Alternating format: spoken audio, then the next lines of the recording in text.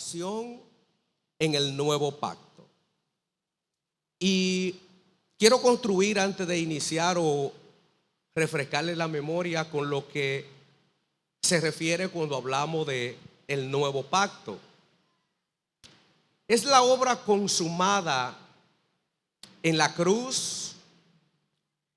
Esta obra lo que implica es que Dios estaba en Cristo reconciliando al mundo, a los hombres consigo mismo, no tomándole en cuenta su pecado. A tal punto que la Escritura desvela que Dios se hace hombre y viene al encuentro del ser humano y pacta en la persona del Hijo consigo mismo, a tal punto de que no depende nuestra salvación de cómo usted y yo, o si somos fieles, como decía el apóstol, o no lo somos, porque Dios es fiel a sus promesas. Y Él pactó consigo mismo y vino al encuentro nuestro y nos ha hecho sus hijos y herederos juntamente con Cristo. A tal punto que ahora usted y yo ocupamos el lugar de Cristo y Cristo ocupó nuestro lugar, convirtiéndose en nuestro sustituto. Tenemos que estar conscientes de que cuando el Padre nos mira a nosotros, está contemplando a su Hijo. Voy a repetir esa declaración. Cuando el Padre le mira a usted y a mí, está contemplando a su Hijo. Por lo tanto, en Él hemos sido bendecidos, dice la Escritura, no Juan Carlos, con toda bendición espiritual en los lugares celestes y sentado a la diestra del Señor. La Escritura desvela en Romanos capítulo 12, versículo 2, ¿verdad?, que somos transformados por el Espíritu cuando nuestra mente está comprendiendo por la iluminación del mismo lo que ya somos en el Señor. En otras palabras, lo que sucedió en el Espíritu comienza a tener realidad en la mente. Escuche esto, por favor, sígame con mucho cuidado. Recibimos la vida del Hijo. Por lo tanto, la fe se apropia de lo que la gracia está ofreciendo.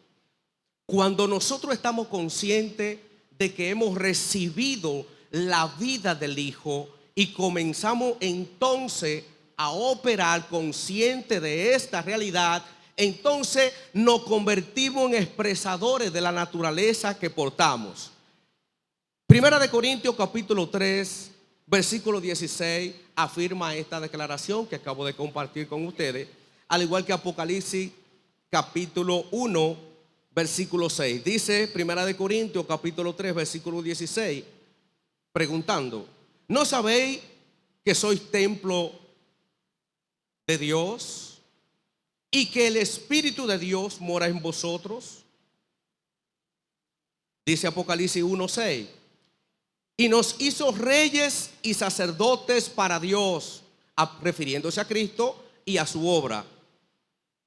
Para Dios su Padre, a Él sea la gloria por los siglos de los siglos. En otras palabras, entrando a lo que es el tema que vamos a iniciar a compartir, cuando hablamos de adoración, nosotros siendo la imagen del Hijo aquí en la tierra, lo que queremos decir es que el Hijo adora al Padre a través de nosotros. Si usted y yo hemos sido hechos portadores de la naturaleza del Hijo y el Hijo se expresa a través de nosotros, cuando adoramos, no adoramos desde nuestra óptica o desde nuestra personalidad humana, porque eso no es adoración, porque el ser humano es imperfecto, desobediente, incapaz de cumplir con la demanda que el Padre Celestial establece para el mismo. Por lo tanto, Cristo ahora en nosotros la esperanza de gloria. Por lo tanto, Cuando usted y yo estamos conscientes de esta realidad, nos convertimos en el instrumento por el cual el Hijo adora al Padre. Hablar de adoración, quiero compartir con ustedes dos definiciones. Adoración es, voy a comenzar desde un poquito más abajo para reducir la definición. Esta palabra latina puede traducirse como acción y efecto de rendir culto a Dios. Se trata del acto de adorar, rendir tributo y homenaje o hacer reverencia a una persona o a una divinidad. Otra definición: la adoración es una respuesta natural del hombre. Eso es la adoración, según esta definición. Debe ser genuina, espontánea, sincera, donde mi mente y corazón estén involucradas para entregarla a Dios. Es la respuesta de todo lo que el hombre es a todo lo que Dios es y hace. O de otra forma, es un deseo que consume al hombre de querer dar a Dios e incluye herdar de nosotros mismos actitudes y nuestras posesiones. Alabado sea nuestro Señor. La adoración, en un resumen, ¿verdad?, de todas las definiciones que le he dado, para que no se me vayan a confundir, se la voy a reducir en dos expresiones. Número uno, la adoración en su máxima expresión es obediencia y servicio desde la naturaleza que ahora usted y yo portamos. Dígale que está a su lado: usted porta la naturaleza del Hijo. Si usted y yo hemos nacido de Dios, no lo digo yo, lo dice la Escritura, hemos sido hechos partícipe de la naturaleza divina. En otras palabras, el Hijo, en la persona del Espíritu, ahora ha hecho morada en nosotros. Usted y yo somos el tabernáculo donde habita el Dios Altísimo. Es muy importante que entendamos esto, porque nos da el privilegio entonces de reconocer que donde quiera que yo estoy, ahí está el Señor. No es tan solo cuando yo vengo los miércoles, los domingos, o una reunión, una actividad congregacional, que el Señor está conmigo, como en el Antiguo Testamento, que descendía el Señor de tiempo en tiempo. No. El Señor está conmigo cuando yo estoy en mi casa preparando la comida, cuando se enfrenta a una situación difícil con mi esposo, esposa, mis hijos e hija, en el trabajo, en el ambiente donde me muevo, donde quiera que sea, allí está el Señor. En otras palabras, allí está un instrumento por el cual el Señor adora. Pero esa adoración debe de ser mediante el Espíritu del Hijo, vuelvo y repito. No mediante el espíritu de Juan Carlos. No. Porque el espíritu que Juan Carlos heredó era el de desobediente, el de Adán. Pero cuando Cristo he impartido en mi vida, ahora ya yo no expreso a Juan Carlos, dice el apóstol Pablo en Gálatas capítulo 20, que está juntamente crucificado con Cristo y que ya no vive él, es Cristo quien vive a través de él. Y lo que viví en la carne Lo que yo hacía en mi humanidad, ahora lo hago en la fe del Hijo de Dios, el cual me amó y se entregó a sí mismo por mí. Ya no somos nosotros. El llamado a todo aquel que ha recibido, que ha aceptado el sacrificio de Cristo es a morir. El reino de nuestro Padre Celestial es paradójico, es contrario a este ambiente en el que nosotros nos encontramos. En el reino de nuestro Padre usted es llamado a morir.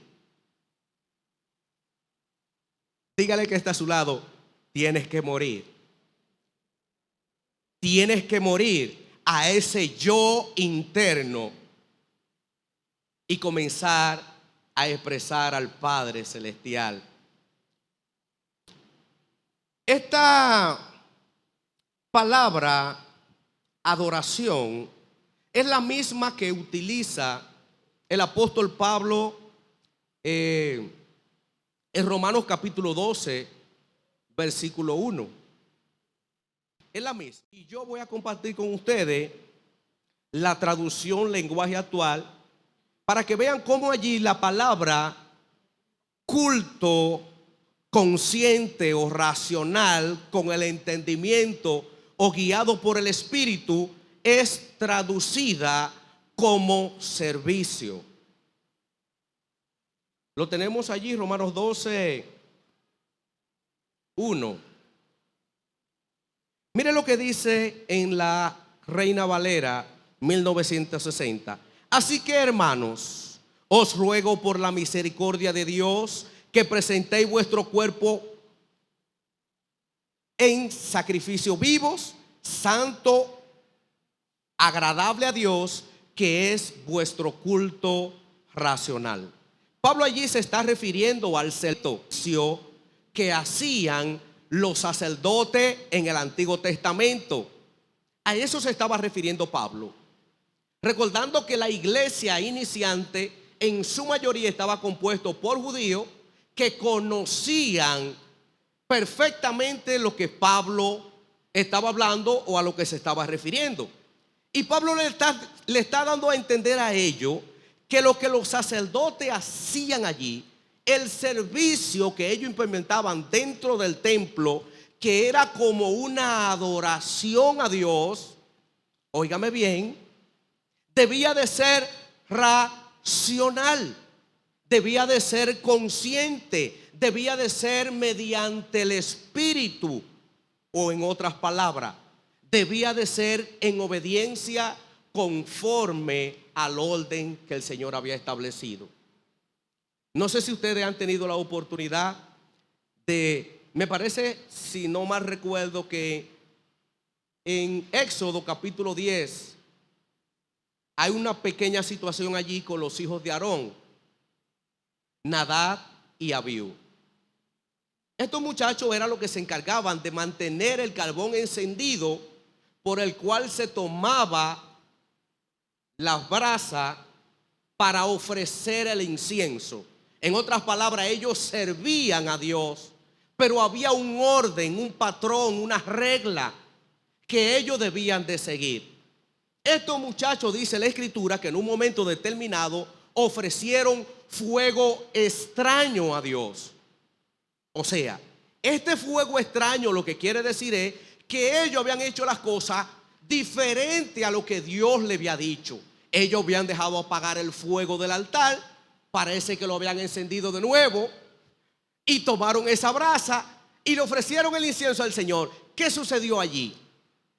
Descendió fuego del cielo y los consumió. Pero ¿qué pasó entonces? Si ellos estaban adorando, el problema no era que te ofreciéramos el incienso con brasa del altar y todo ese asunto.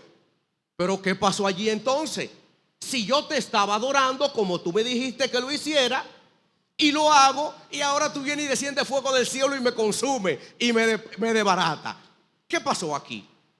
El problema fue que lo estaban haciendo diferente a como el Señor dijo que se debía de hacer las cosas. y descendió fuego del cielo y los consumió. El Señor ha prescrito un orden para hacer todas las cosas. Nosotros, como ellos servían en el altar, en el templo, ahora servimos en el ambiente en el cual nosotros habitamos. Pero hay un orden para servir como un acto de adoración al Señor. Número uno, en obediencia mediante el Espíritu del Hijo, que expresó y adoró al Padre en todas las áreas de su vida. ¿Cómo adoró el Hijo al Padre?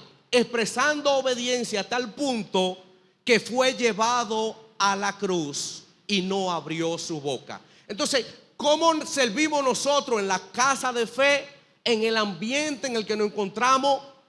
Como un acto de adoración, cuando expresamos entonces la naturaleza del Hijo.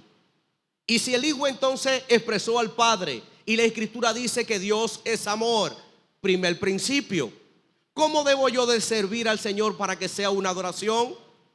Mediante los cánticos, mediante lo que organizan, mediante yo que tuve el privilegio hoy de predicar. ¿Cómo puede ser la prédica de esta noche una adoración de mi parte a Dios? Cuando yo lo hago con un acto de obediencia mediante el Espíritu del Hijo. Si yo hoy, en lo que transcurrió el día, tuve un pequeño inconveniente y expresé a Juan Carlos y estoy predicando ahora, si a mí se me dice que debo de hacer o que debo de predicar de una forma y yo predico pero lo hago de otra, ¿estoy adorando? Si yo estoy limpiando a mi manera, organizando las cosas a mi manera y se me dijo de otra forma, ¿estoy adorando? Pero yo estoy sirviendo. Y la adoración es un servicio, pero ¿cómo? Mediante la naturaleza del Hijo, que lo caracterizaba la obediencia. Nuestra adoración es un acto de obediencia al Padre Celestial. Si nosotros alabamos al Señor y estamos en desacuerdo, estamos adorando, la alabanza se convierte en una adoración cuando todos los que alabamos estamos operando en el Espíritu del Hijo que ahora portamos. Eso es adorar al Padre en espíritu y en verdad, como lo dijo nuestro Señor a la samaritana. Es por el Espíritu. Escúchelo como lo dice la nueva traducción, la traducción lenguaje actual, capítulo 4 del Evangelio según San Juan, versículo 23. Dice: Dios es espíritu y los que le adoran, para que lo adoren como debe, tiene que ser guiado por el Espíritu. Para usted adorar al Padre en espíritu y en verdad, como lo dice la Escritura, según lo traduce la Reina Valera, debe de ser mediante el Espíritu. ¿Y qué espíritu? El espíritu que usted y yo portamos. Aunque estemos sirviendo, aunque estemos haciendo lo que se nos pegue la gana, no es un acto de adoración. Donde usted ha sido convertido en un instrumento de adoración, ahora, si usted no se encuentra haciendo las cosas en el Espíritu del Hijo, sino en la carne, eso no es un acto de adoración, aunque usted esté sirviendo. Y hay dos cosas que quiero separar aquí. Nosotros estamos conscientes, sígame con mucho cuidado por favor, que no somos salvos por obra. Nada de lo que usted y yo hagamos nos puede salvar. Usted y yo somos incapaces de salvarnos. Pero luego de que somos salvos, obramos. Y no me lo cree a mí. Vaya a la carta de Santiago, donde dice: si tú me dices que tienes fe, muéstrame lo que tú estás haciendo. Y es muy importante esto. Cada uno de nosotros tiene el llamado de servir. Tiene el llamado de adorar a Dios mediante lo que hace. No para hacer, porque ya somos. No para hacer, ni para salvarnos, ni para esto, ni para aquello, ni para perencejo. No para eso. Hacemos porque somos. Por eso hacemos, por eso servimos, por eso andamos, por eso, ¿verdad?, nos expresamos en amor, porque ya somos. Por ejemplo, hay muchas personas que tienen un día que se trasladan porque hicieron una promesa, porque hicieron esto, porque hicieron aquello, a un lugar. Cuando van allí, yo he escuchado mucho de ellos que me dicen que tienen un colmadito que le queda cerca y se dejan bajar qué sé yo cuánta fría y qué sé yo cuánto pote. Pero ellos andan supuestamente en un acto de adoración al Señor porque prometieron cumplir con tal X o Y cosa. ¿Usted me puede decir a mí que eso es adorar al Señor? ¿Usted me puede decir a mí que eso es adorar al Señor? ¿Ustedes me están entendiendo lo que les quiero comunicar? ¿Cómo debemos nosotros de adorar? ¿Cómo entonces nosotros tenemos que estar conscientes de la realidad de lo que nosotros hacemos y de dónde lo hacemos? ¿Cuál es el punto de partida por el cual yo hago las cosas? ¿Cuál es la intención con la que yo estoy haciendo lo que hago? Eso va a determinar si es adoración o no lo es. Eso es lo que va a determinar lo que es. La intención con la que yo estoy haciendo las cosas. Por naturaleza, los seres humanos sentimos en lo más profundo de nuestro ser la necesidad de adorar. Es porque fuimos creados con la función vital de adorar. Todo ser humano fue creado con el deseo de reconocer de que hay un ser supremo, de que hay un Dios creador de los cielos y la tierra y de todo lo que hay en ello. Todo el mundo tiene la intención de adorar. Le puse el ejemplo de los muchachos que se van, ustedes saben para dónde. Y eso es guagua llena y de todo.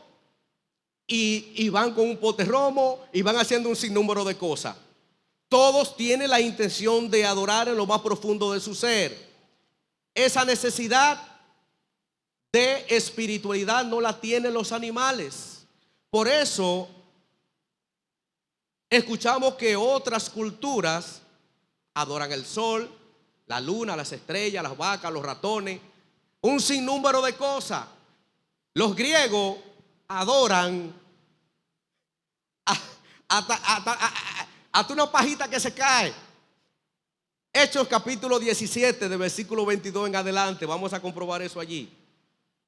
Del 22 en adelante.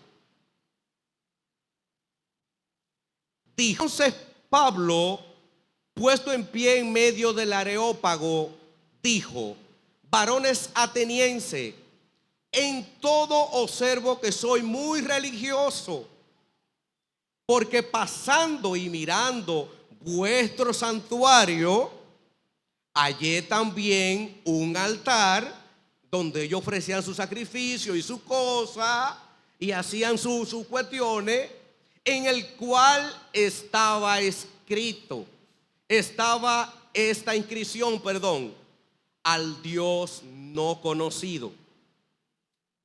Escúchelo bien, había una inscripción que decía al Dios no conocido, porque ellos tenían, mientras Pablo iba caminando, un ídolo, el aire, el agua, qué sé yo. Pero ellos dicen, vamos a poner un altar aquí por si acaso hay uno que no lo conocemos. Vamos a poner un altar aquí. Y le pusieron al Dios no conocido. Por si acaso se nos escapa uno, vamos a hacerle un altar para adorarlo también, por si se nos queda uno.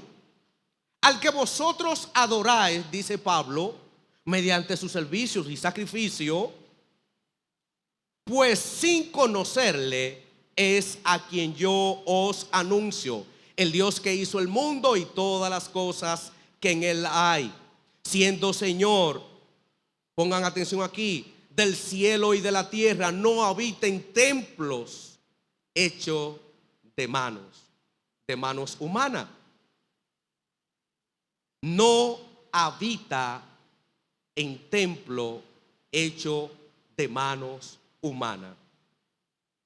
Dice el 28 entonces, porque en él vivimos. Pablo le dice a ellos, en él vivimos y nos movemos y somos, como si alguno de vuestros propios poetas también han dicho, porque linaje suyo somos. El apóstol Pablo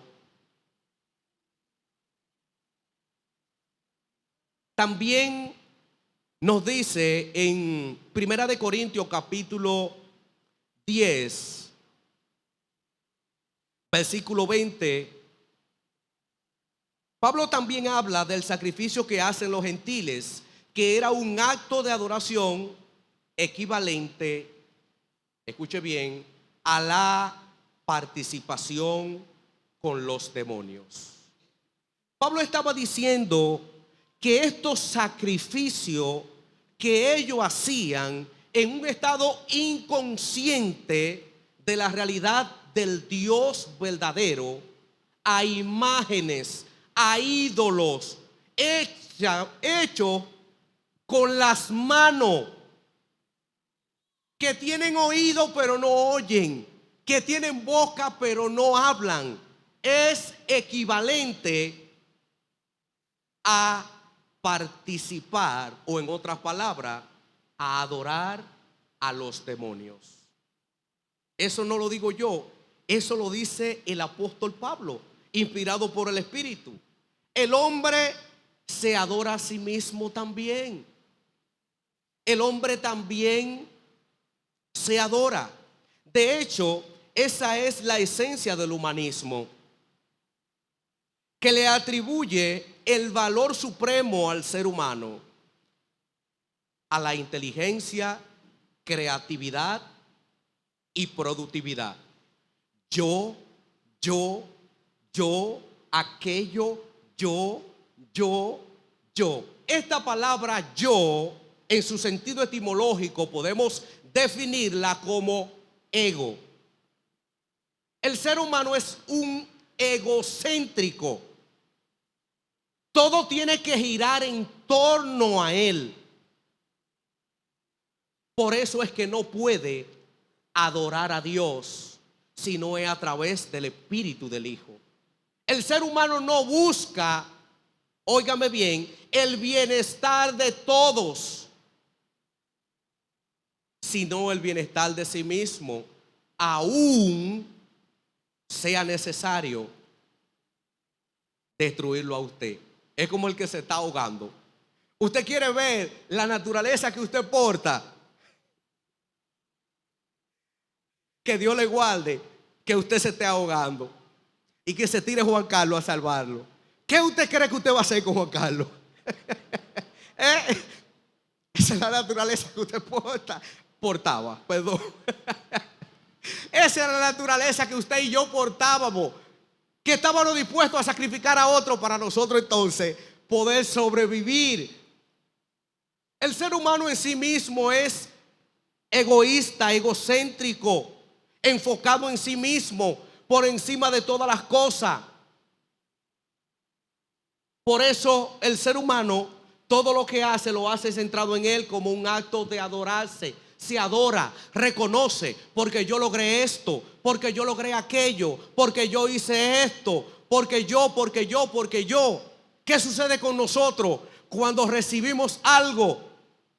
La gloria es del Señor, porque reconocemos que si tenemos algo, si somos algo, es porque a Él le ha placido. Porque aún la vida misma que usted y yo portamos es un regalo del Padre Celestial.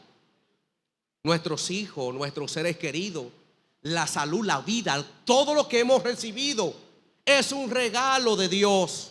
Nosotros por su gracia hemos entendido esto, por lo tanto le adoramos reconociendo su grandeza y poder en una expresión de obediencia a lo que Él demanda en el espíritu del Hijo que ahora usted y yo portamos. El primer Adán se le demanda o se le demandó obediencia en el huerto. Cuando Dios pactó con Adán, le dijo: obedéceme. De todo lo que está aquí, tú puedes hacer uso, menos de aquello. ¿Qué hizo Adán? Desobedeció.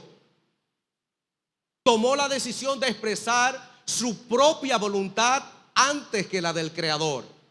Tomó la decisión de no adorar a Dios y de adorarse a sí mismo. Eso hizo Adán. Cuando nosotros operamos en el espíritu de Él, buscamos gloria para nosotros mismos. Si estamos buscando gloria, reconocimiento, galardones para nosotros mismos, estamos operando en el espíritu de Adán. Si andamos buscando gloria, honra y honor al Dios y Padre, creador del cielo y la tierra, entonces estamos adorando. Esa es la realidad que nos define como adoradores en espíritu y en verdad, o adoradores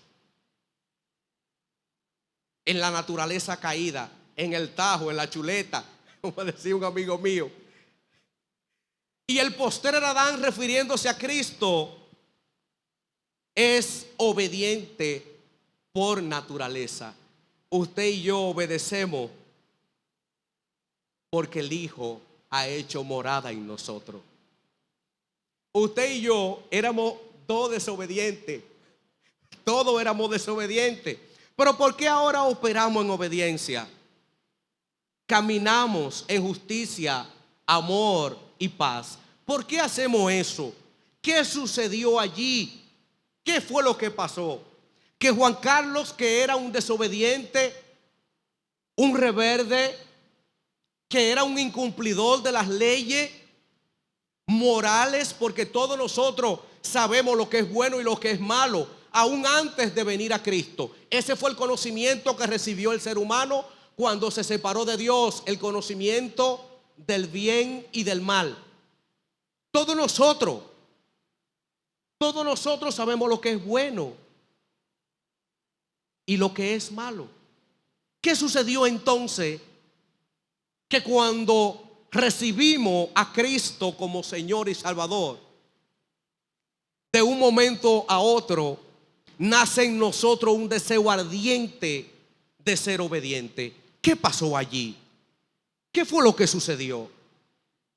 De desobediente a obediente es porque hemos sido portadores de la naturaleza divina.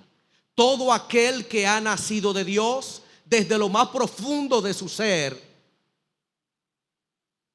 quiere adorar al Padre mediante la obediencia. Todo el que ha nacido de nuevo es un obediente por naturaleza. Y esto no quiere decir que no nos equivocamos. Déjeme aclarar este punto aquí. No es que no nos equivocamos. Podemos o cometemos errores. Yo cometo errores. Gloria a Dios por ustedes que no lo cometen. Pero yo cometo errores. Pero no es lo mismo cuando usted comete un error a cuando usted vive en el error.